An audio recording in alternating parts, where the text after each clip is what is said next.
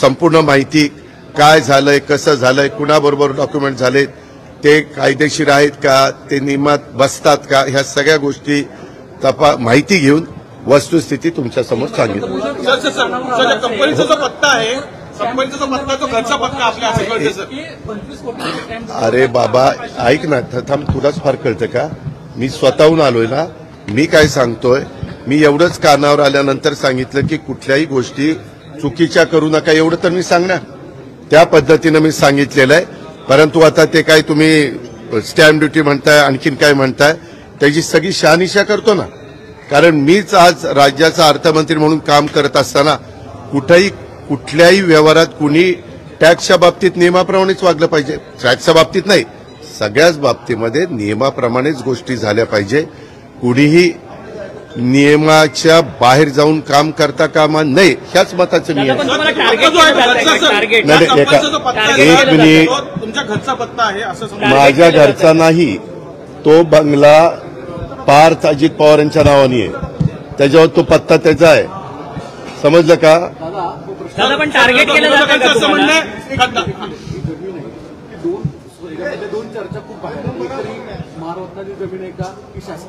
मी तेच सगळं सांगतोय सागर, मी त्याची सगळी माहिती इथं घेतो, कारण मी ज्यावेळेस बोलणार आहे, मला आतापर्यंत माहिती नाही, मी आता बोललो नसतं तर तुम्ही म्हणला असता की बाबा इथं कुठेतरी पाणी मुरतंय।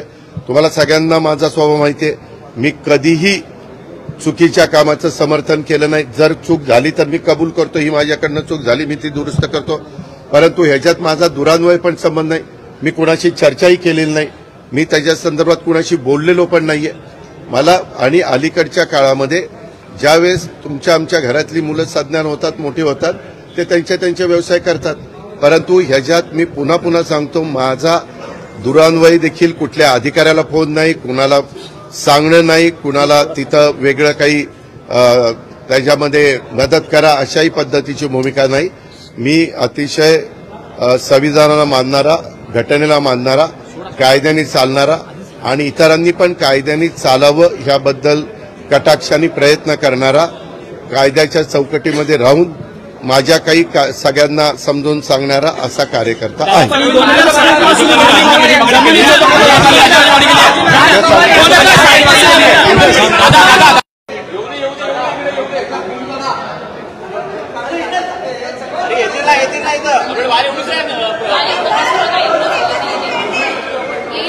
अरे बाजूला दादा,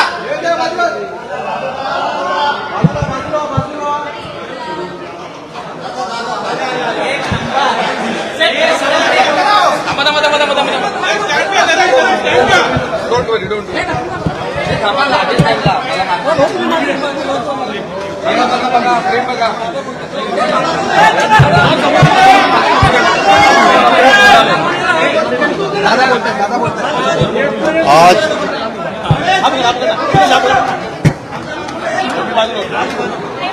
राष्ट्रवादी काँग्रेस पक्षाचं सोमवारपासून राज्यात तुम्ही गप्प बसणार असाल तर सोमवारपासून आमच्या 36 जिल्ह्यांच्या आढावा बैठका वेगवेगळ्या जिल्ह्यातल्या जिल्हा परिषदा, तालुका पंचायत, महानगरपालिका, नगरपालिका, नगरपंचायतीच्या चालू आहे। उद्या शेवटचा दिवस आहे। आज सकाळी मी इथं 9 वाजता चालवलो आहे। 9 वाजल्यापासून आतापर्यंत आजचे जे काही प्रांताध्यक्षांनी जिल्हे घेतलेले होते ते सगळे मी संपवले। दुपारी तुम्ही मला काही प्रश्न विचारत होता, मला त्याबद्दल एवढं सांगायचं आहे की जे काही आता टीव्ही वेगवेगळ्या चॅनलला चाललेलं आहे त्याबद्दलची पूर्ण माहिती मला काही नाहीये। माझा त्या गोष्टीशी डायरेक्ट अजित पवार म्हणून दुरान्वय देखील संबंध नाही। मला 35 वर्ष महाराष्ट्रातली जनता ओळखते, त्या संदर्भामध्ये मी उलट या निमित्तानं संपूर्ण माहिती घ्यायचं ठरवलेलं आहे, कारण मागे एकदा 3-4 महिन्यापूर्वीची गोष्ट असेल की अशा पद्धतीचं काहीतरी चाललंय असं कानावर आलं, त्यावेळेस मी सांगितलं की असलं काही चुकीचं केलेलं मला चालणार नाही, असल्या कुठल्याही चुकीच्या गोष्टी कुणी पण करू नयेत अशा स्पष्ट सूचना मी दिलेल्या होत्या। परंतु त्याच्यानंतर परत काय झालं ते काही मला माहिती नाही।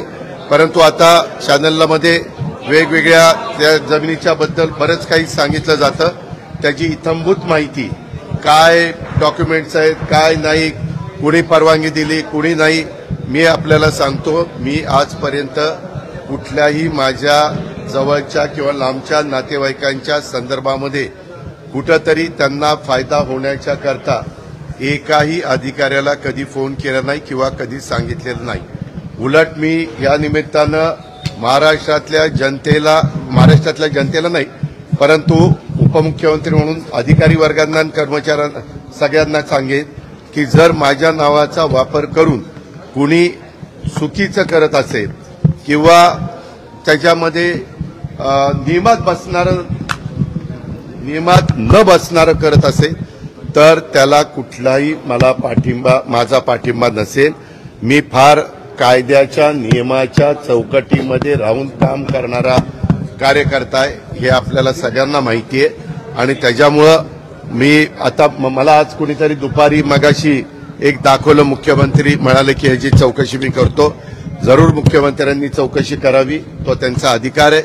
जर उद्या कुठल्याही बाबतीमध्ये कुणी काही तक्रार केली तर चौकशी करून त्याची शहानिशा करणं, त्याच्यातली सत्यता पडताळून बघणं आणि त्याच्यामध्ये काय नक्की घडलंय ते त्या ठिकाणी पाहणं हे सरकारचं कामच आहे. पण आतापर्यंत मी दिवसभर इथं असल्यामुळं मी त्याची माहिती घेतली नाही. मी त्याची माहिती घेऊन परत तुम्हाला उद्याच्याला भेटीन संध्याकाळीचा, कारण मला पण उद्या दिवसभर काम आहे आणि त्याच्यामध्ये संपूर्ण माहिती काय झालंय, कसं झालंय, कुणाबरोबर डॉक्युमेंट झालेत, ते कायदेशीर आहेत का, ते नियमात बसतात का, ह्या सगळ्या गोष्टी माहिती घेऊन वस्तुस्थिती तुमच्यासमोर सांगितली. सर, कंपनीचा जो पत्ता आहे, कंपनीचा जो पत्ता, तो घरचा पत्ता आपल्या असं कळतं सर. अरे बाबा ऐक ना, थांब, तुलाच फार कळतं का? मी स्वतःहून आलोय ना. मी काय सांगतोय, मी एवढंच कानावर आल्यानंतर सांगितलं की कुठल्याही गोष्टी चुकीच्या करू नका, एवढं तर मी सांगणार. त्या पद्धतीनं मी सांगितलेलं आहे. परंतु आता ते काय तुम्ही स्टॅम्प ड्युटी म्हणताय, आणखीन काय म्हणताय, त्याची सगळी शहानिशा करतो ना. कारण मीच आज राज्याचा अर्थमंत्री म्हणून काम करत असताना कुठल्याही व्यवहारात कुणी टॅक्सच्या बाबतीत नियमाप्रमाणेच वागलं पाहिजे. टॅक्सच्या बाबतीत नाही, सगळ्याच बाबतीमध्ये नियमाप्रमाणेच गोष्टी झाल्या पाहिजे. कुणीही नियमाच्या बाहेर जाऊन काम करता कामा नये, ह्याच मताचं मी आहे. एक मिनिट, तुमच्या घरचा पत्ता आहे असं समजा. माझ्या घरचा नाही, तो बंगला पार्थ अजित पवार यांच्या नावाने आहे, त्याच्यावर तो पत्ता त्याचा आहे, समजलं का? दादा पण टार्गेट केलं जातं का असं म्हणणं तुम्हाला? आहे. दोन चर्चा खूप बाहेर, महाराष्ट्राची जमीन आहे का की शासकीय जमीन आहे का? मी तेच सगळं सांगतोय सागर. मी त्याची सगळी माहिती इत्थंभूत घेतो, कारण मी ज्यावेळेस बोलणार आहे मला आतापर्यंत माहिती नाही. मी आता बोललो नसतं तर तुम्ही म्हणला असता की बाबा इथं कुठंतरी पाणी मुरतंय. तुम्हाला सगळ्यांना माझा स्वभाव माहिती आहे, मी कधीही चुकीच्या कामाचं समर्थन केलं नाही. जर चूक झाली तर मी कबूल करतो, ही माझ्याकडनं चूक झाली, मी ती दुरुस्त करतो. परंतु ह्याच्यात माझा दुरान्वय पण संबंध नाही. मी कुणाशी चर्चाही केलेली नाही, मी त्याच्या संदर्भात कुणाशी बोललेलो पण नाहीये. मला आणि अलीकडच्या काळामध्ये ज्यावेळेस आमच्या घरातली मुलं सज्ञान होतात, मोठी होतात, ते त्यांच्या व्यवसाय करतात. परंतु ह्याच्यात मी पुन्हा सांगतो, माझा दुरान्वय देखील कुठल्या अधिकाऱ्याला फोन नाही, कुणाला सांगणं नाही, कुणाला तिथं वेगळं काही त्याच्यामध्ये मदत करा अशाही पद्धतीची भूमिका नाही. मी अतिशय संविधानाला मानणारा, घटनेला मानणारा, कायद्याने चालणारा आणि इतरांनी पण कायद्याने चालावं ह्याबद्दल कटाक्षाने प्रयत्न करणारा, कायद्याच्या चौकटीमध्ये राहून माझ्या काही सगळ्यांना समजून सांगणारा असा कार्यकर्ता आहे.